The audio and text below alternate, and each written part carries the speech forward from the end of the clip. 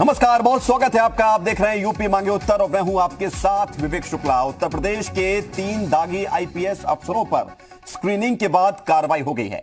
IPS Amitabh Thakur, IPS Rajesh Krishna और IPS Rakesh Shankar को अनिवार्य सेवानिवृत्ति दे दी गई है, यानी कि जबरन रिटायरमेंट कर दिया गया है। उत्तर प्रदेश की योगी सरकार उन बेलगाम, नाकारा, गैर जिम्मेदार अफसरों पर और कर्मचारियों पर कार्रवाई कर रही है जिन पर संगीन आरोप हैं। इससे पहले भी कई लिस्ट निकल चुकी है। कई आईपीएस वांटेड घोषित करके उन पर इनाम रखा जा चुका है। मतलब साफ है, संदेश एकदम कड़क और सख्त है। लेकिन सवाल यह है कि इन सबसे वाकई में सिस्टम सुधर रहा है? सवाल यह भी कि सिस्टम में ऐसे कितने लोग हैं जो दीमक की तरह इसे खोखला बना रहे हैं और इन कार्रवाइयों से नौकरशाही पर लगाम लगेगी? आज इन्हीं सवालों का यूपी उत्तर मांग रहा है। चर्चा की शुरुआत करेंगे, उससे पहले आप ये देखिए रिपोर्ट।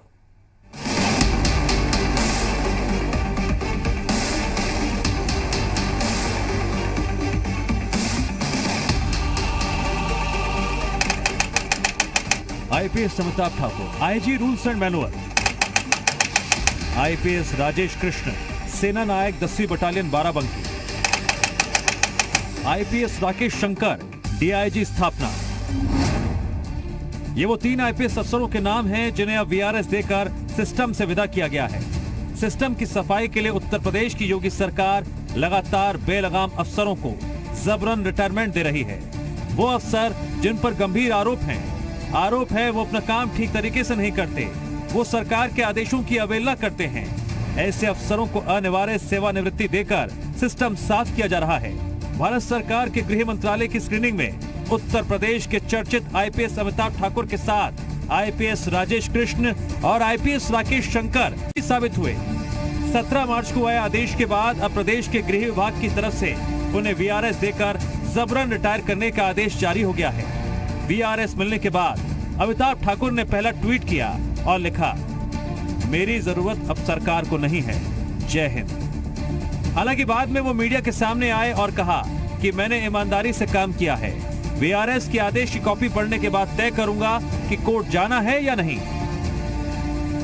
मेरी जानकारी में कोई शासन की नीति नहीं कहती है भ्रष्टाचार करो, कदाचार करो, दुर्व्यवहार करो, अनुचित काम करो। तो ऐसा जिस भी अफसर ने, चाहे वो किसी भी बड़े से बड़े पद पे रहा हो और मेरे संज्ञान में आया हो कि अपने पद का दुरुपयोग करके उसने गलत काम किया, तो मेरी जो हैसियत रही मैंने उसमें आवाज़ उठाई। मैं उसको तत्काल उसको एक्सेप्ट करूं। मैंने वीआरएस लिया, मैंने अपना साइन करके अपने पदभार छोड़ा, सरकारी गाड़ी छोड़ दी। अब मैं एक स्वतंत्र नागरिक हूं। अब मैं उसका अध्ययन करूंगा जो आदेश है, और यदि मुझे लगेगा कि उसमें स्पष्ट विसंगति है तो मैं इसको माननीय न्यायालय में चैलेंज करूंगा।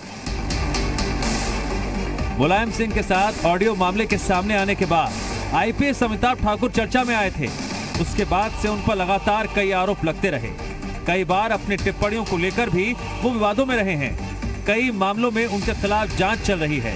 उनके अलावा आईपीएस राजेश कृष्ण के ऊपर आजमगढ़ में पुलिस भर्ती में घोटाले का आरोप है और आईपीएस राकेश शंकर पर देवरिया शेल्टर होम प्रकरण में संदिग्ध भूमिका के आरोप लगे थे, जिसकी जांच जारी है। उधर कांग्रेस कह रही है सरकार का इकबाल खत्म हो गया है, अधिकारी मनमानी कर रहे हैं, तो वहीं बीजेपी ने स्क्रीनिंग का पक्ष लेते हुए कहा सिस्टम में बेलगाम अफसर नहीं चलेंगे। तमाम भ्रष्टाचार के आला अधिकारियों पर जो गंभीर आरोप लगे हैं, सर्वविदित है कि योगी सरकार का इकबाल खत्म हो गया है। जिस तरीके से योगी सरकार के अधिकारी मनमानी कर रहे हैं, कांग्रेस को आरोपों की पुष्टि होती है। उत्तर प्रदेश में अपराध के साथ साथ भ्रष्टाचार में भी नंबर 1 है। इस तरह के बुनियादी सवालों को, मुद्दों को बरगलाने के विषय से काम चलने वाला नहीं है योगी जी। अब अच्छा तो यही है कि अब आपकी सरकार जाने वाली है और समाजवादियों की सरकार आने वाली है। जब समाजवादियों की सरकार आ जाएगी तो हर तरह के गैर बराबरी का खात्मा किया जाएगा और एक बेहतर उत्तर प्रदेश का निर्माण फिर से शुरू होगा। उत्तर प्रदेश की भारतीय जनता पार्टी योगी आदित्यनाथ की सरकार करप्शन और क्राइम पर जीरो टॉलरेंस की नीति पर काम कर रही है। वर्तमान जो कार्रवाई की गई है 3 आईपीएस अधिकारियों की स्क्रीनिंग में, वो जनता के सेवा के अयोग्य उनका आचरण पाया गया, उसके आधार पे उनको वीआरएस दिया गया है। सिस्टम की सफाई अभियान पहले से जारी है। इससे पहले योगी सरकार 200 से ज्यादा अधिकारियों और कर्मचारियों को जबरन रिटायर कर चुकी है। लिस्ट लंबी है और अफसरों के मामले में सरकार कार्रवाई से चूकती भी नहीं है। पशुपालन विभाग के टेंडर मामले में दोषी आईपीएस अरविंद सेन जेल में है और भ्रष्टाचार के मामले में आरोपी आईपीएस मणिलाल पाटीदार फरार है।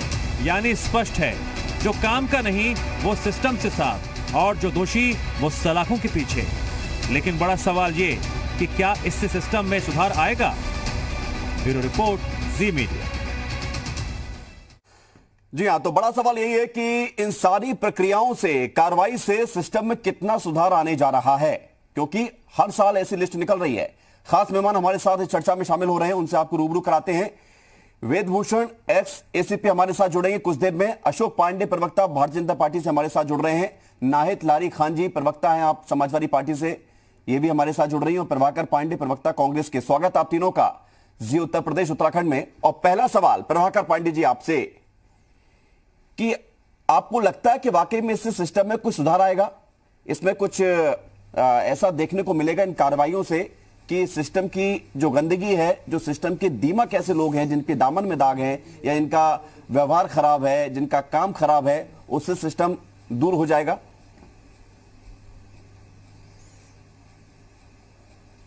विवेक जी, माननीय योगी जी मुख्यमंत्री बने प्रदेश का, तो प्रदेश की जनमानस ने सोचा कि ऐसे व्यक्ति का उद्भव हुआ है जिस पर कि अहम पर महत तत्व भारी रहेगा।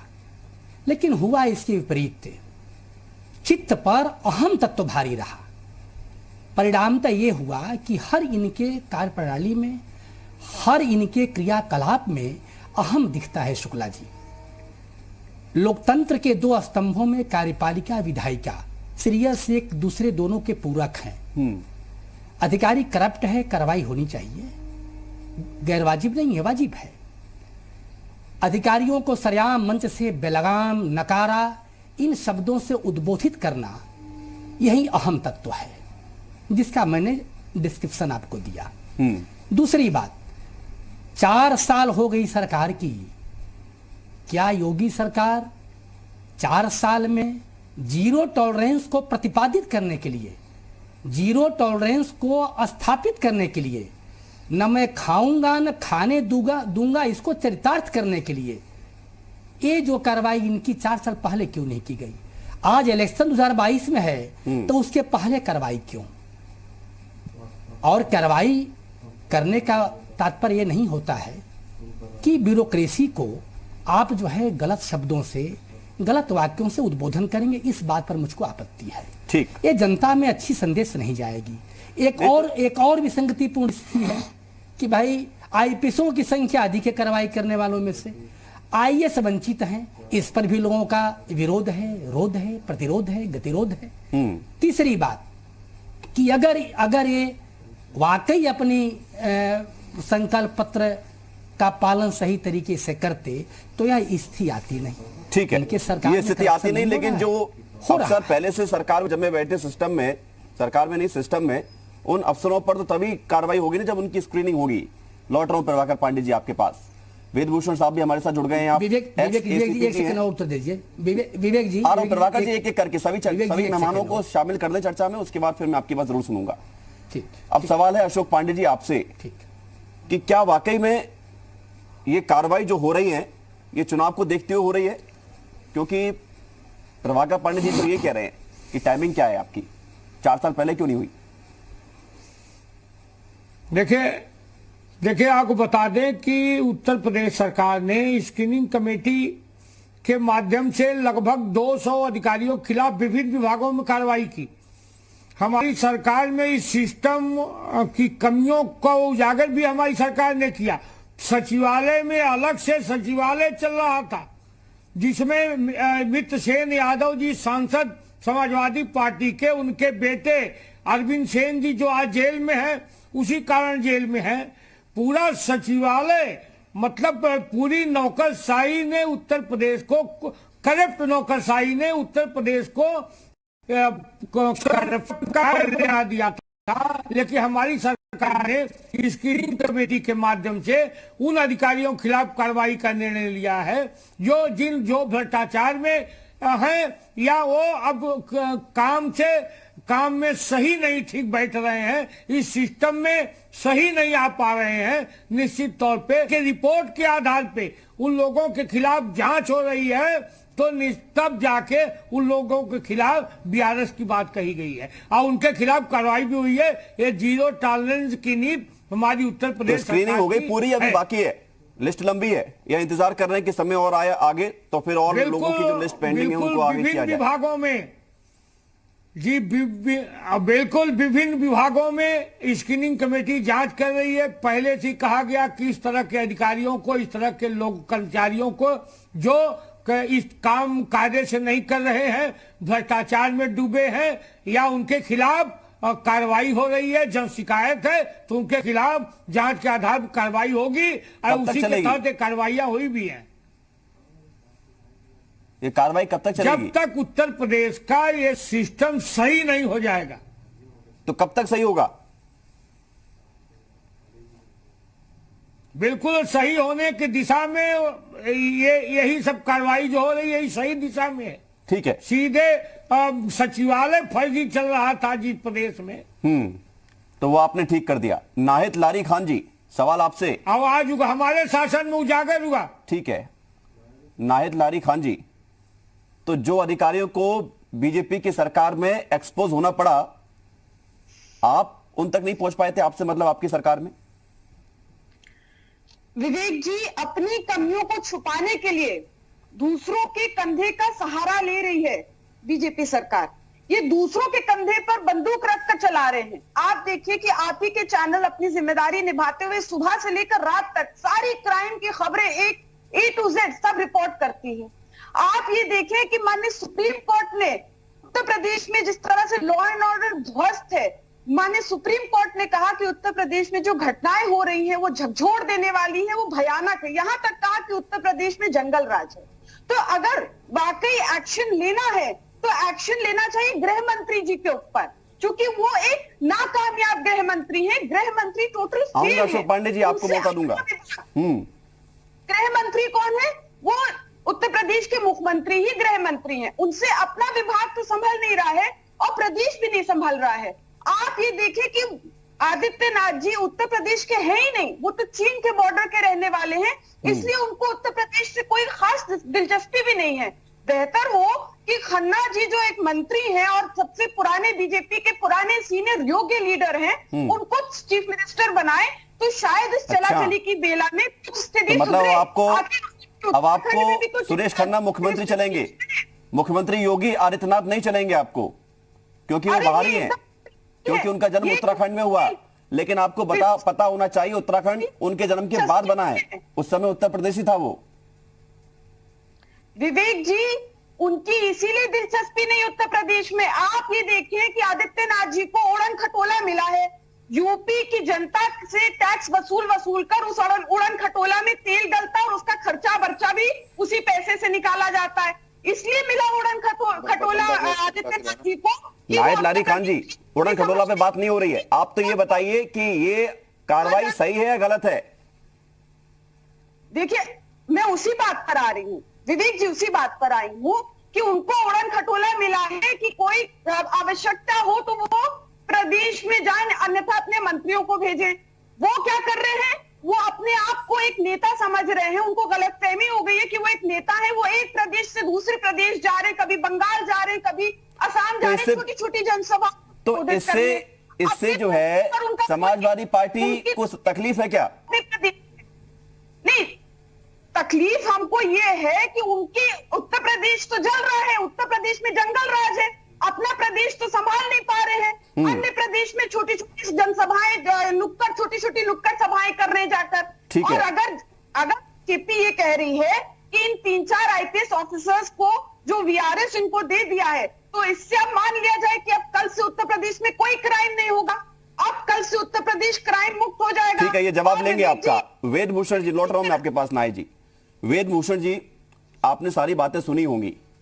पॉलिटिकल अलग मसला होता है, किसी भी मामले को लेकर व्यूज अलग होते हैं, लेकिन हम चर्चा कर रहे हैं तो इसका कुछ सार्थक पहलू भी निकलना चाहिए। इस तरह से आईपीएस पर कार्रवाई होना, जबरन रिटायरमेंट देना एक बड़ा संदेश है, और आपको लगता है कि इससे बड़ा इंपैक्ट होगा आगे आने वाले समय में?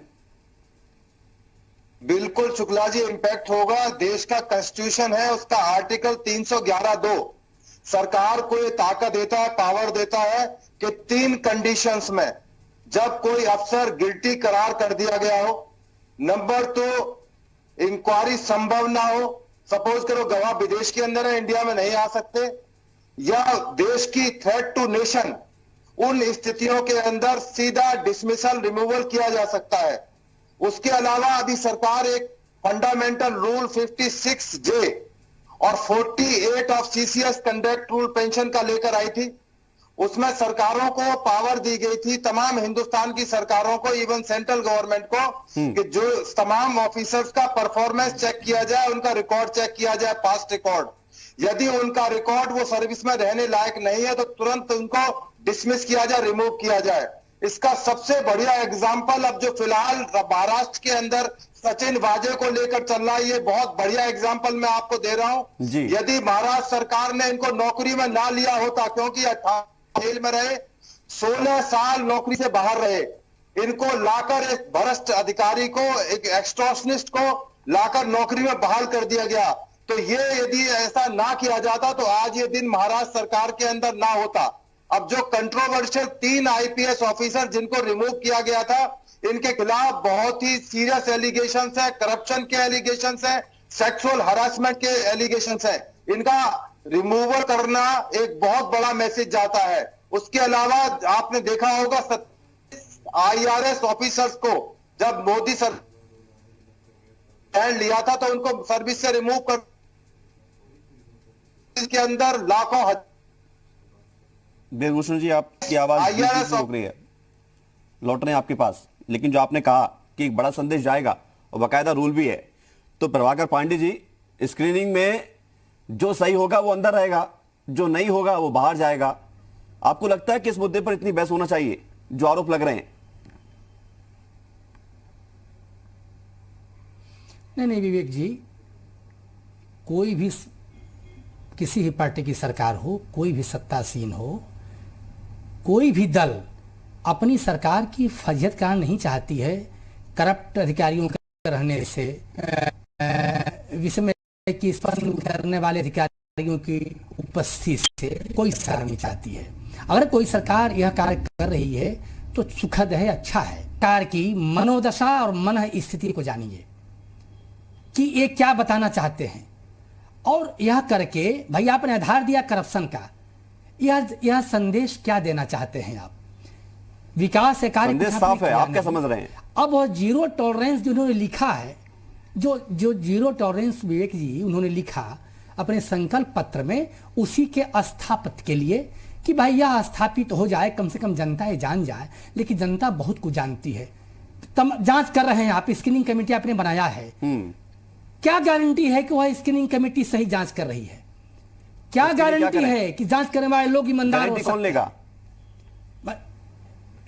नहीं, इसके लिए आपको कोई ऐसी परिस्थिति बनानी पड़ेगी जो तटस्थ हो, उसमें जो है न्यायपालिका के रिटायर्ड जज उस कमेटी में हो, अच्छे सीनियर एडवोकेट्स हों, या आपके संज्ञान में आचरण से, चरित्र से ऐसे अधिकारी हैं प्रदेशों में, बहुत ईमानदार हैं, पूरी जीवन निकल गई, अपने मकान भवन नहीं बना पाए, और ऐसे अधिकारी हैं कि आधार पर बाहर कोई किया जा रहा है तो भी आपको विश्वास नहीं है। लौट रहा हूं, मुझे ब्रेक पर जाना है, नहीं ब्रेक पर जाऊंगा प्रभाकर पांडे जी, उसके बाद आपकी बात सुनूंगा, उसके बाद अशोक पांडे जी से जवाब भी लेंगे कि जो आधार है उसकी संवेदनशीलता कितनी है, उस पर कितना विश्वास किया जाए। छोटा सा ब्रेक है, यूपी मांगे उत्तर जारी है।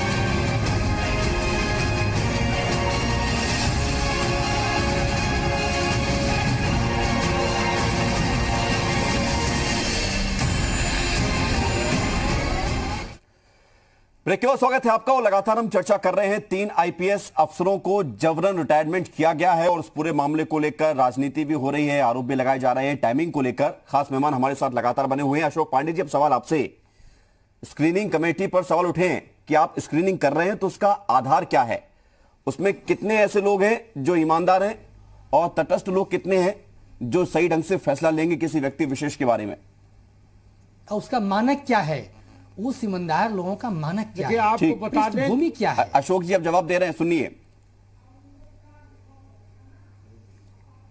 देखिए, आपको बता दें कि स्क्रीनिंग कमेटी में निश्चित तौर पे जिन लोगों को रखा गया है उनको जांचा परखा गया है। ये अलग बात है कि पांडे जी ऐसे दल से ताल्लुकात रखते हैं, कौन सा स्केल आपके पास है करती है, नहीं कौन सी स्केल है आपके पास पांडे जी?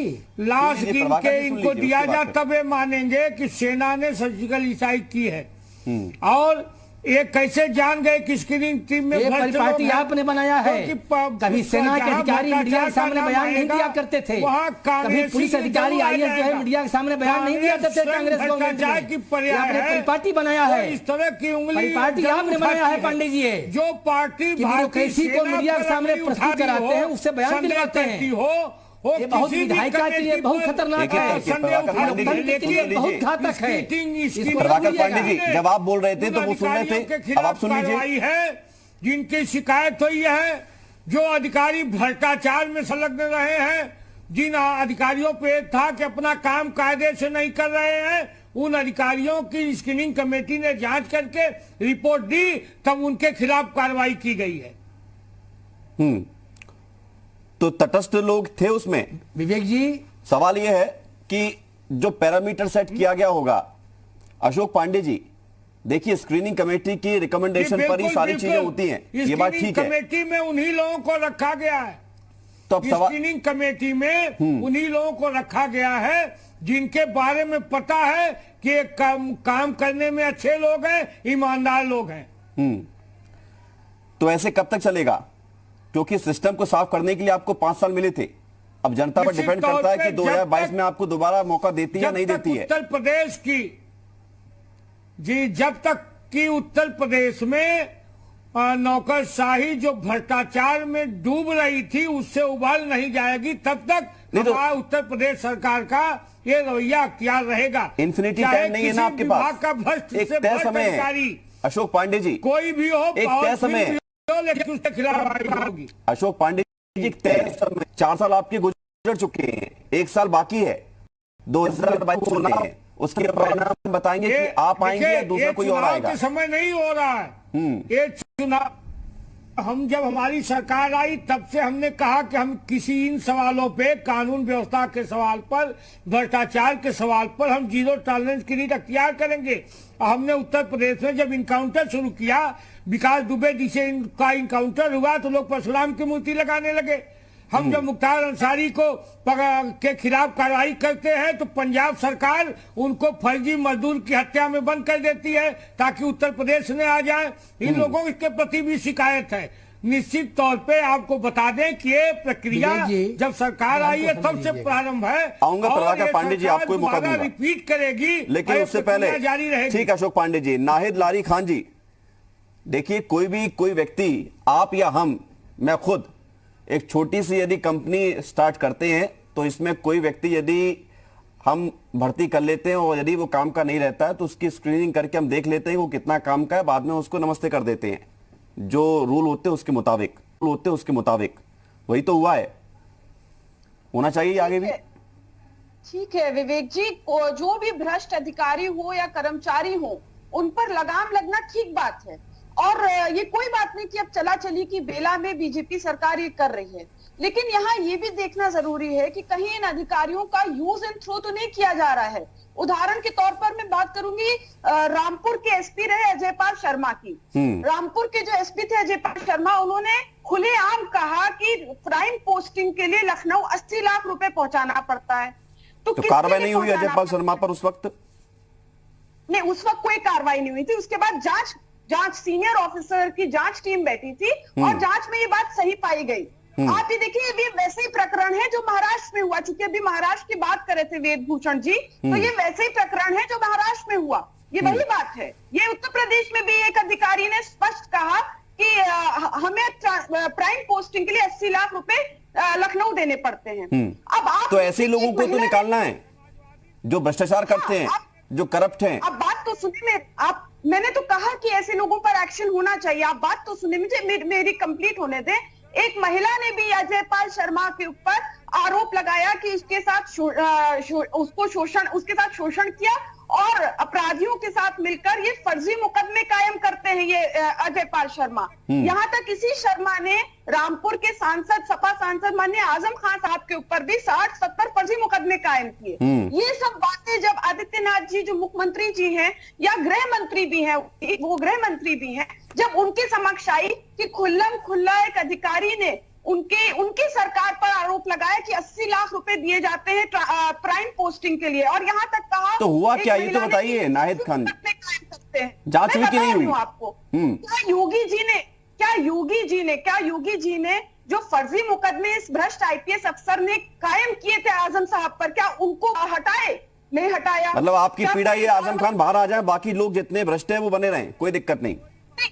देखिए, पीड़ा ये नहीं है, पीड़ा ये है कि जब एक आईपीएस अफसर, उसके ऊपर आरोप लगा दिया, आरोप सिद्ध हो गया कि वो फर्जी मुकदमे भी कायम करते हैं और उन्होंने 80 लाख रुपए प्राइम पोस्टिंग की भी बात की, तो जाहिर सी बात है जब उस अधिकारी ने जितने भी फर्जी मुकदमे जिनके ऊपर भी कायम किए हैं, वो भी मुकदमों की भी तो जांच हो रही है ना, मामला कोर्ट में। मैडम थोड़ा सा इंतजार करना पड़ेगा। ऐसा नहीं है कि किसी ने फर्जी मुकदमा अगर लगा भी दिया तो उसके बाद उसको जो है उसी आधार पर सजा मिल जाती है, जांच भी होती है, मामला कोर्ट तक जाता है। नहीं विवेक जी, समाजवादी पार्टी का तो पूरा विश्वास है माननीय न्यायालय पर। हमें मालूम है कि हमारे साथ हमें न्याय जरूर मिलेगा। आपको मैं एक और बात बताऊं, अगर जल्दी से कंक्लूड करिए। उत्तर प्रदेश की सिर्फ डकैती की अगर बात करें तो उत्तर प्रदेश में लखनऊ सहित सिर्फ ज्वेलर शॉप की डकैती की बात करें तो 4 साल में 500 ज्वेलर्स के यहाँ डकैती हुई है। ये डकैती, इस तरह की डकैती या तो अंग्रेजी शासनकाल में होती थी, फिर थोड़ा सा इस पे पिछले कुछ तो कर तो रहे गिरफ्तार एनकाउंटर में दावा करती तो सरकार, फिर आप उसमें जाति धर्म मजहब ढूंढ के ले आते हैं।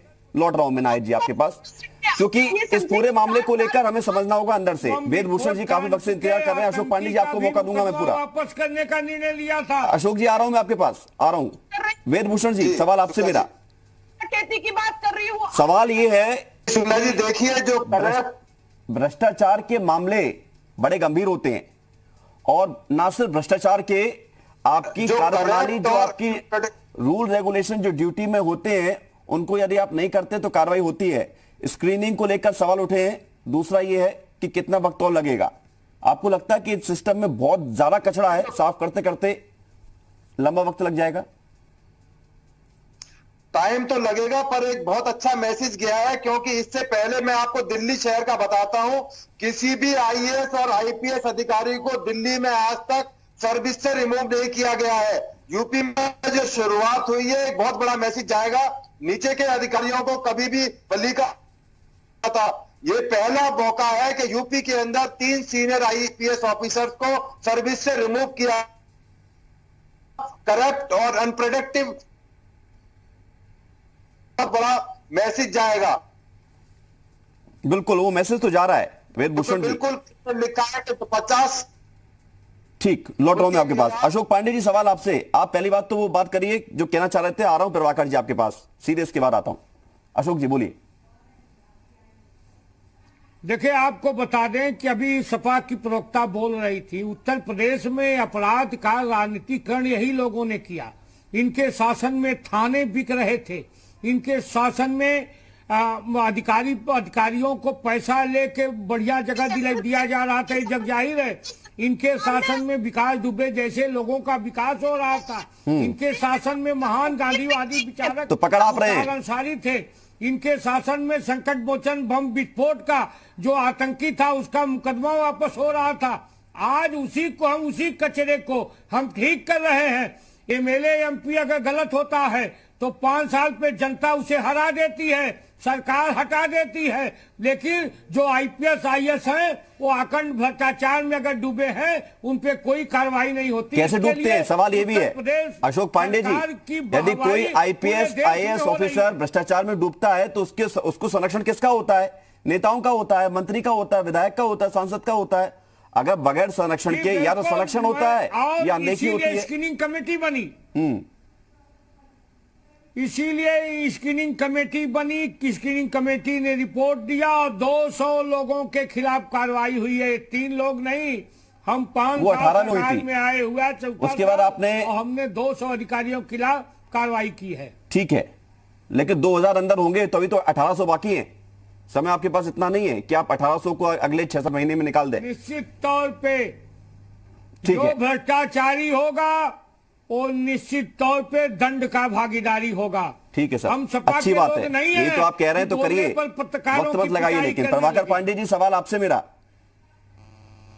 आप भी कह रहे हैं कि काम अच्छा हो रहा है, लेकिन आप टाइमिंग पर और स्क्रीनिंग कमेटी पर सवाल उठा रहे हैं। ऐसे हर कोई हर सिस्टम से सवाल उठेंगे तो फिर काम कैसे पूरा हो पाएगा? नहीं विवेक जी, मैं तो पहले कह दिया, बाद में आपने भी कह दिया। कंपनी का उदाहरण बहुत सही कहे, भारतीय पार्टी कंपनी ही है।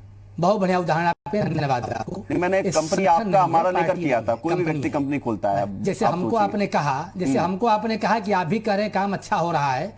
अरे जब उसके जड़ को मैंने खोद दिया तो काम अच्छा क्या हो रहा है। दूसरी बात विवेक जी, कि प्रत्येक वर्ष स्क्रीनिंग होती है। क्या इन भ्रष्ट अधिकारियों को आपने 4 साल 3 साल पाला पोसा, इनसे भ्रष्टाचार कराया आपने, उसका लाभ आपने प्राप्त किया। आज आपके खांचे में फिट नहीं बैठे तो इनको आपने बाहर कर दिया।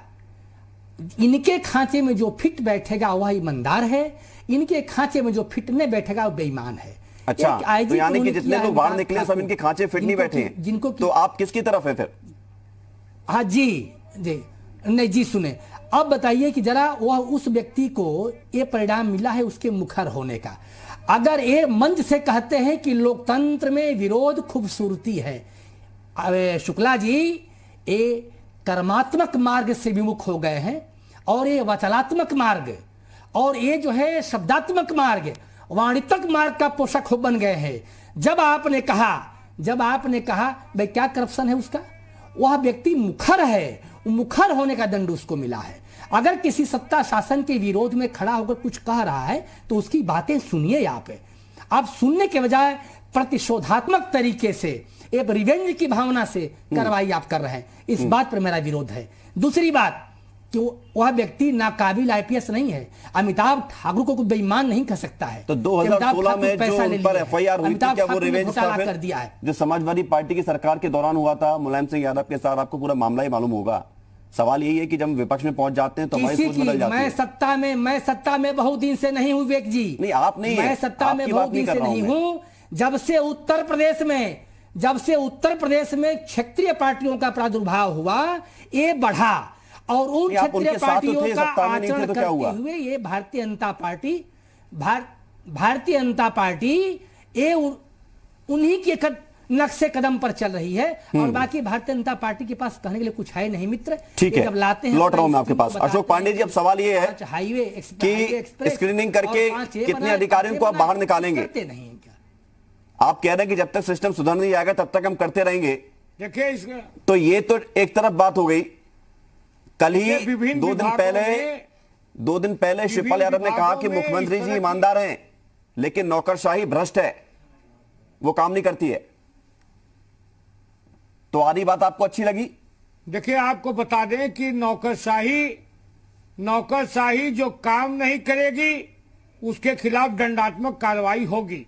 उत्तर प्रदेश में नौकरशाही को, अधिकारी को ईमानदारी से जनता की सेवा करना पड़ेगा और सरकारी नियमों का अनुपालन करना पड़ेगा, वरना दंडात्मक कार्रवाई होती रहेगी। कांग्रेस कह रही है कि आपके खांचे में जो फिट नहीं होते उन्हें आप बाहर का रास्ता दिखा देते हैं।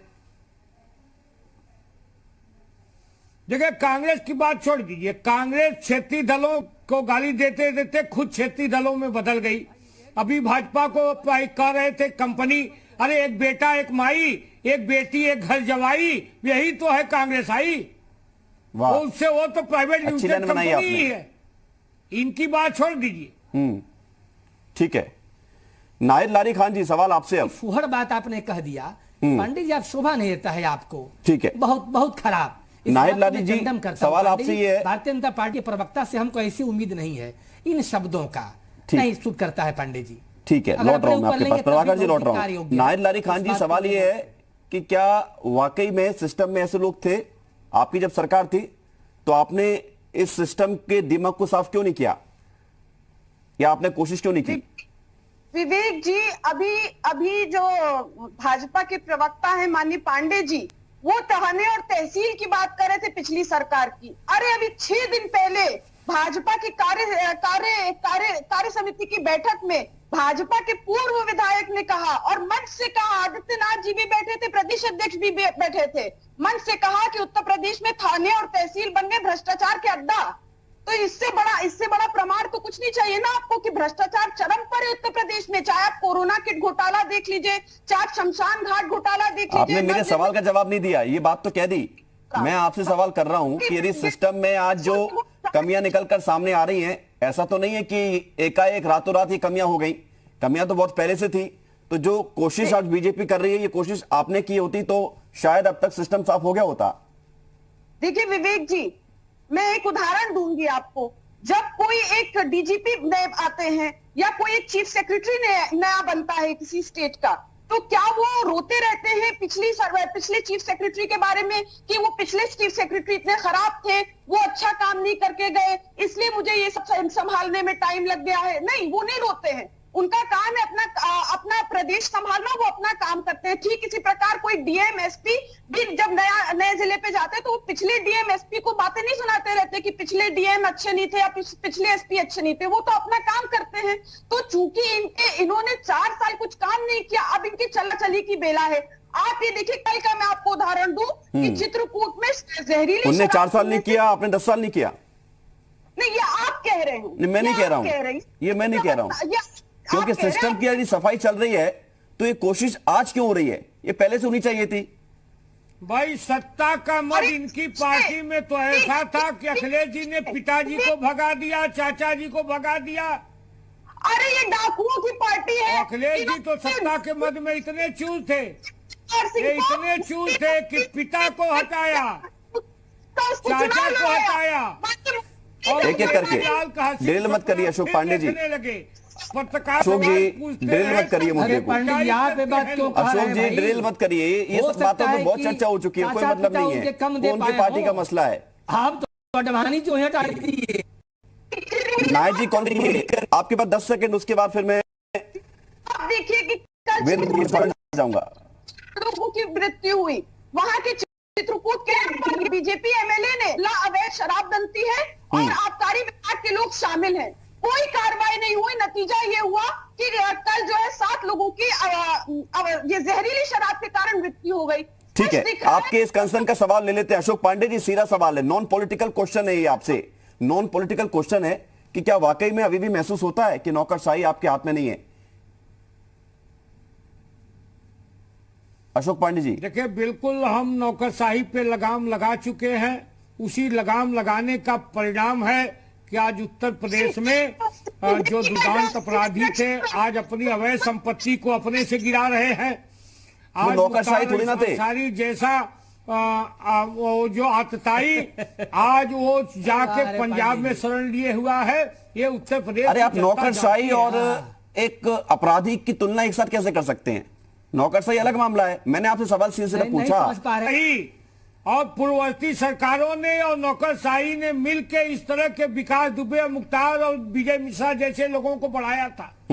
आज हमारी सरकार ने नौकरशाही पर भी अंकुश लगाया और उत्तर प्रदेश में अपराधियों पर भी अंकुश लगाया। ठीक है, अपराधी वेदभूषण जी, सवाल मेरा आपसे, अब आपके दावे तो भाजपा सरकार नहीं है शरण लिए। अशोक पांडे जी, अब जनता को पता चलेगा ना कि वाकई में कंट्रोल हुआ है या नहीं हुआ है, या सिर्फ आपके दावे हैं।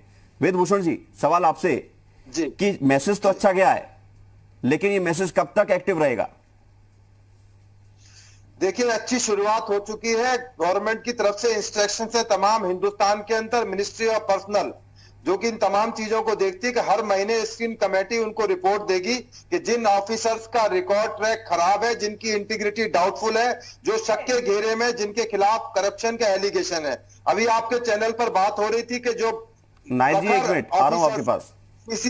सीसीएस कंडक्ट रूल अलाउड नहीं करता कि कोई पब्लिक सर्वेंट पब्लिक डोमेन में किसी तरह की बात लाके अपनी सनसनी पैदा करना चाहे, वो उसके खिलाफ एक मिसकंडक्ट का मामला बनता है। जिस तरह से यूपी में देखने को मिला कि कुछ ऑफिसर्स ने इस तरह के वेग एलिगेशंस लगाने शुरू कर दिए कि एसएचओ बिकते हैं, थाने बिकते हैं, डीसीपी की पोस्टिंग होती है, ये मिसकंडक्ट है, कंडक्ट रूल के खिलाफ है। यदि उनके खिलाफ इस तरह का कोई एक्शन डिसिप्लिन लिया जाता है वो बिल्कुल जायज है, क्योंकि और किसी को शक है तो उसके आदेश को कोर्ट में चैलेंज कर सकता है। सुप्रीम कोर्ट खुली हुई है, इलाहाबाद हाई कोर्ट है। यदि उसको लगता है कि वो शासन से पीड़ित है, सरकार से पीड़ित है, उसको पूरा अधिकार है अपनी ग्रीवेंसेस को जाकर कोर्ट को बताने का।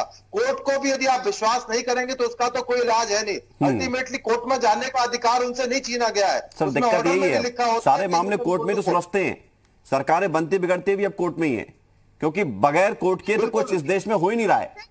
कोर्ट के बिना तो कोई फैसला पूरा हो ही नहीं रहा है।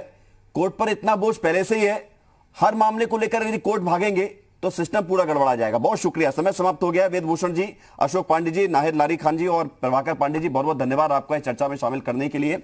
और आपने जो चर्चा की इससे निकलना सार ये था कि यदि जो सरकार फैसला ले रही है इसका असर कितना होगा। पॉलिटिकल आरोप प्रत्यारोप चलते रहेंगे, ये काम भी है, लेकिन इसका असर दिखना चाहिए, जिसकी उम्मीद है। यूपी मांगे उत्तर में इतना ही, छोटा सा ब्रेक है, खबरें लगातार जारी हैं।